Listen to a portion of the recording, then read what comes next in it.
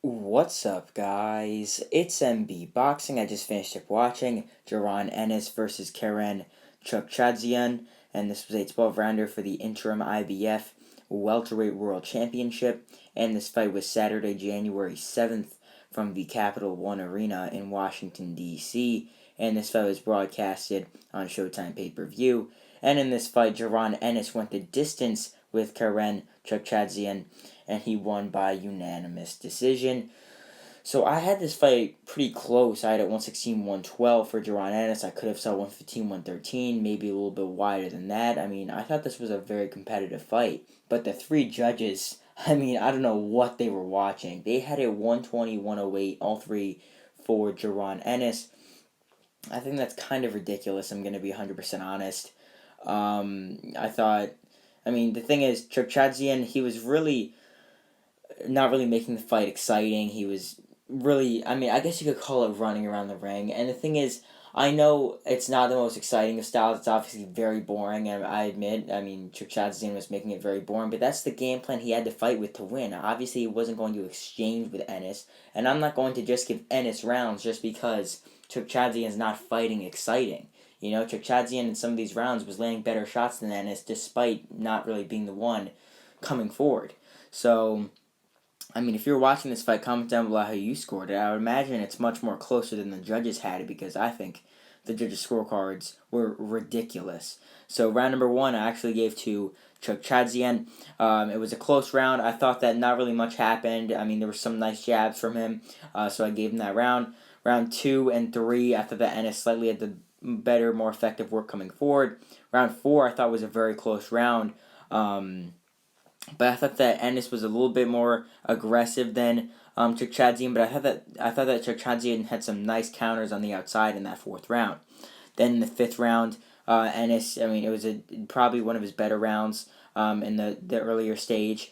I thought he edged that one. Round six, though, I gave to Chukhadzhian again. I mean, he was landing some nice counters on the outside. Like, the thing is, Chukhadzhian's work early on in the rounds was getting just overlooked by just Ennis's just coming forward, fighting.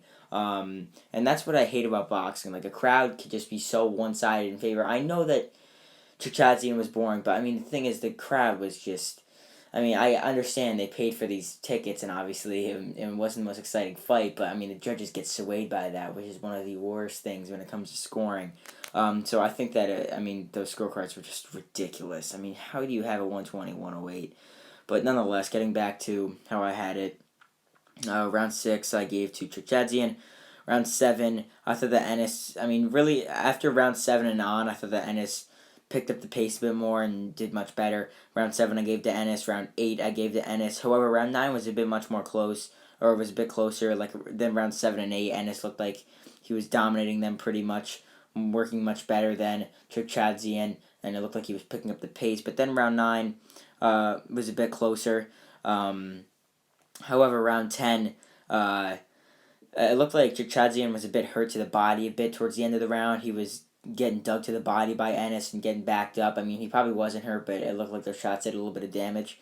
Then around 11, I thought that it was a very, very close round that could have went either way. Early on in the round, Chukhadzhian had some very nice three-punch combinations on the outside, but Ennis sort of closed it and did much more work throughout, but I think it still could have went either way. Then in round number 12, I actually gave the round to Chukhadzhian.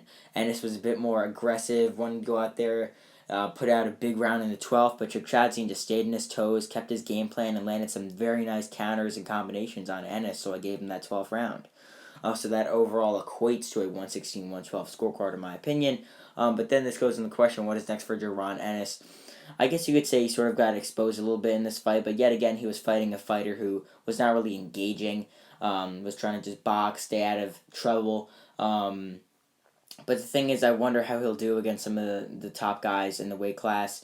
Yet again, he won an interim title here, so he is an interim IBF world title holder. So, I mean, that basically means he's essentially the mandatory challenger, but, I mean, it's obviously not mandated next. So, who knows if we'll see him face Errol Spence Jr. Who knows? We could see him, like I said, we could see him face Errol Spence for the full world title, along with some others. We could possibly see him face someone else high ranked in the IBF. But really, I mean, for Jaron Ennis, he has to go up from here. I mean, this fight, even though Chukhadzhian was lower ranked than like Castillo Clayton and all those other guys he fought, like Lipinets and all that. I mean, still there was an interim title on the line. That's obviously why he took it, and because Chukhadzhian is ranked highly by the IBF. But really, he has to continue stepping it up, showing these fans that this fight right here was just a fluke because he was fighting a guy who was really fighting on the outside primarily. So yeah, in his next couple fights, I definitely see him stepping it up even more in competition. Maybe getting a top 10 guy in there. Maybe getting a top 15, top 10, somewhere around there and there.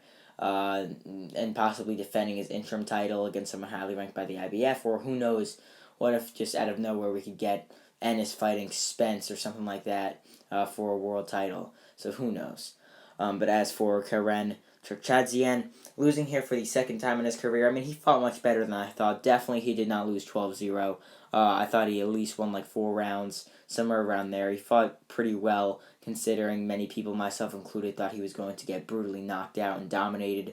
But for him, I think that he put on a good enough showing where he might get called up again to face a decent level fighter, maybe a top 15, top 20 level fighter that he could get a solid win against, maybe in the United States. Maybe he might get a big opportunity in Europe. Who knows? But nonetheless, I definitely think Chukhadzhian, based on this fight, should definitely get a decent level opponent in his next couple fights. So overall, Jaron Ennis defeats Karen Chukhadzhian by unanimous decision in a fight that was much closer than the judges had it to win the IBF interim welterweight world title. And yeah, that's really it. I'm MB Boxing. Thanks for watching, and I'll see you guys later.